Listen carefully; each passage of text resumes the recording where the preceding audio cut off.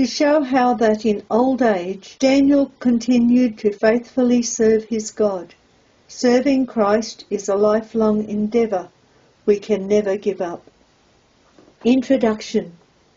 After the 43 years of the reign of Nebuchadnezzar, a series of kings reigned, but only for a short space of time. Then Belteshazzar, grandson of Nebuchadnezzar, was co-ruler with his father, Nabonidus. Daniel still retained his high position. Daniel and the other faithful Jews must have been excited to hear that a new king had come to power in Persia. His name was Cyrus. Some 2,000 years before, Isaiah the prophet had revealed that this would be the name of the king who would overthrow Babylon. Nabonidus was absent from Babylon, organizing an army to attack Cyrus, and Belteshazzar remained in Babylon, awaiting his father's return. Belteshazzar's Feast. Daniel 5 verses 1-4. Belteshazzar was conceited, arrogant, and pompous. He did not fear the army of Cyrus, which was approaching Babylon. He was confident that no power could ever take this great city. While his father was organizing an army to attack Cyrus, Belteshazzar made a great feast to 1,000 of his lords. During the feast the wine was supplied without measure, and soon he became reckless. He did not fear the coming army, and in his intoxicated state he commanded that they bring the gold and silver vessels which his father, and in the margin says grandfather, Nebuchadnezzar had taken out of the temple which was in Jerusalem. The vessels were brought in, and the king and his princes and his wives and concubines drank from them, and praised the gods of gold and of silver, of brass, of iron, of wood, and of stone. Verse 4. That was a fatal mistake. By using these vessels from the temple, Belteshazzar was mocking God. But God was not to be mocked. The very vessels that showed forth the holiness of Yahweh were treated as common playthings by a proud and foolish pagan king. His foolishness was seen in that he had completely forgotten the fear and awe of Yahweh shown by Nebuchadnezzar on earlier occasions. See chapter 2 verse 47, chapter 3 verse 28 and 29, and chapter 4 verses 34 to 37. The writing on the wall. Daniel 5 verses 5 to 9. While the feast continued and the revelry was at its height, the king suddenly froze in horror. His countenance changed, and his knees smote one against another. In verse 6, this man of flesh in effect fell apart in absolute terror. He saw a man's hand writing on the wall, but there was no arm or body attached to it, just a hand. A deathly silence filled the banquet hall. A chill of fear passed through the revellers. Then Belshazzar called for his astrologers, the Chaldeans, and the soothsayers, and said, Whosoever shall read this writing and show me the interpretation thereof shall be clothed with scarlet and have a gold chain about his neck, and be the third ruler in the kingdom. Verse 7. But try as they could, the wise men could not make known the writing or the interpretation. Their wisdom was turned into foolishness, for confounded be all they that serve graven images, that boast themselves of idols. Psalms 97 verse 7. Daniel interprets the writing. Daniel 5 verse 10 to 29. Then the queen remembered that the young man Daniel had by the help of his God Yahweh interpreted to Nebuchadnezzar the meaning of his dreams. There is a man, she said, who has knowledge and understanding, who can interpret dreams. So Daniel, over 80 years old, was brought in before the king, and was offered the rich rewards promised to the wise men of Babylon, if he could make known the writing and the interpretation. Verse 16. But Daniel calmly answered the agitated king, Let thy gifts be to thyself, and give thy rewards to another. Yet will I read the writing unto the king, and make known to him the interpretation. Verse 17. Firstly, Daniel in fierceless, indignant words reminded Belteshazzar that it was God who had given his grandfather Nebuchadnezzar the kingdom, and it was God who had taken it away from him. Belteshazzar had refused to acknowledge this, and had now praised the gods of gold and silver in complete defiance of the God of heaven. Then was the part of the hand sent from him, in verse 24. The words were, Mene, mene, tekel upharsin. This, Daniel the prophet said, was the interpretation. Mene, God had numbered thy kingdom and finished it. Tekel, thou art weighed in the balances and found wanting. Upharsin, thy kingdom is divided and given to the Medes and Persians. Verses 26 to 28.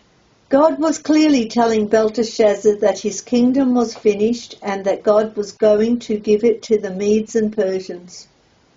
Then commanded Belteshazzar, and they clothed Daniel with scarlet and put a gold chain about his neck and made him third ruler in the kingdom. Verse 29. That very night the Medo-Persian army entered the city. They had diverted the river which ran through the city and entered the city along the dry riverbed. That night was Belteshazzar, the king of the Chaldeans, slain. Verse 30.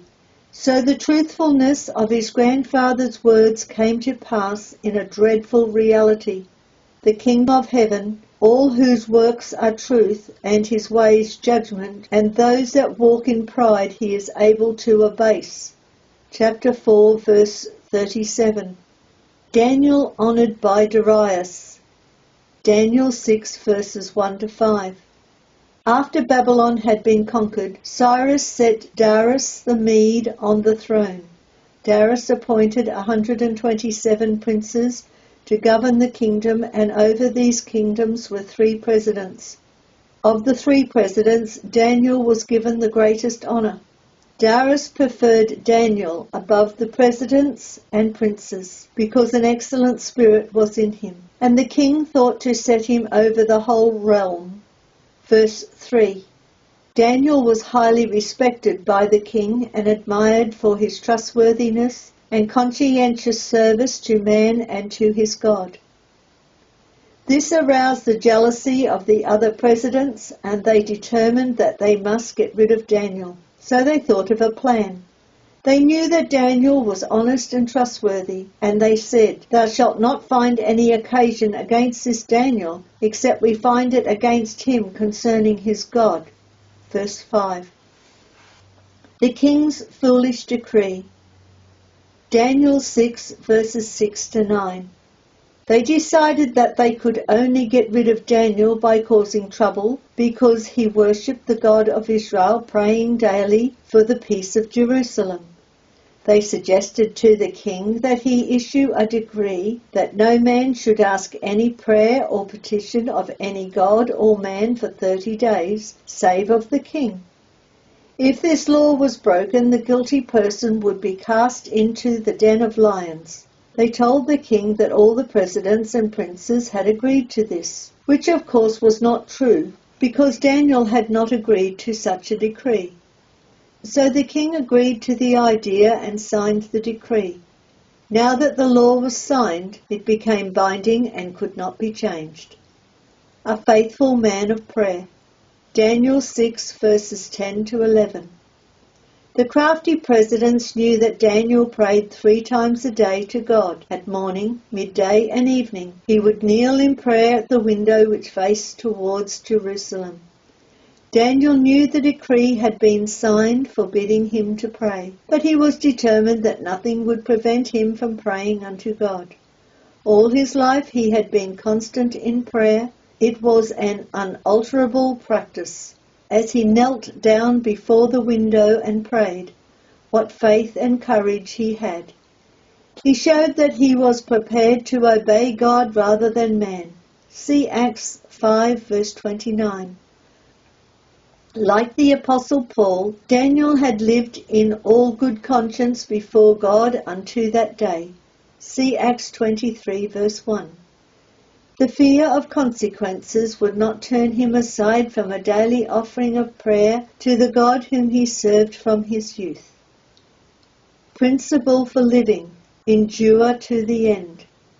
Daniel faithfully served his God from youth to old age. As an old man, he constantly prayed to Yahweh his God 3 times a day. He was never swayed by pressure from those without, whether it be Nebuchadnezzar or Belteshazzar or the decree of Darius. He served his God whatever the pressures all his life. When a person decides to be baptized, it is a decision for life. Discipleship means faithfully following Christ to old age, which is what Jesus meant when he said, "He that endureth to the end shall be saved." Matthew 10 verse 22. If we wish to share in Christ's eternal glory, we must commit our lives totally to the pleasure of God. Daniel is thrown to the lions. Daniel 6 verse 12 to 17. The presidents wasted no time in letting the king know that Daniel had broken the decree. When the king heard this, he was sore displeased with himself and set his heart on Daniel to deliver him. He worked until the sundown to try to save Daniel, but the decree had been signed and could not be changed. He knew that his counselors had trapped him into condemning a righteous man to die. With a heavy heart, the king knew that Daniel would have to be thrown into the lion's den. The king said to Daniel, "Thy God whom thou servest continually, he will deliver thee." What amazing words! He acknowledged that Yahweh could save where he could not. After Daniel was thrown to the lions, the den was sealed with a stone. Faith stopped the mouth of lions.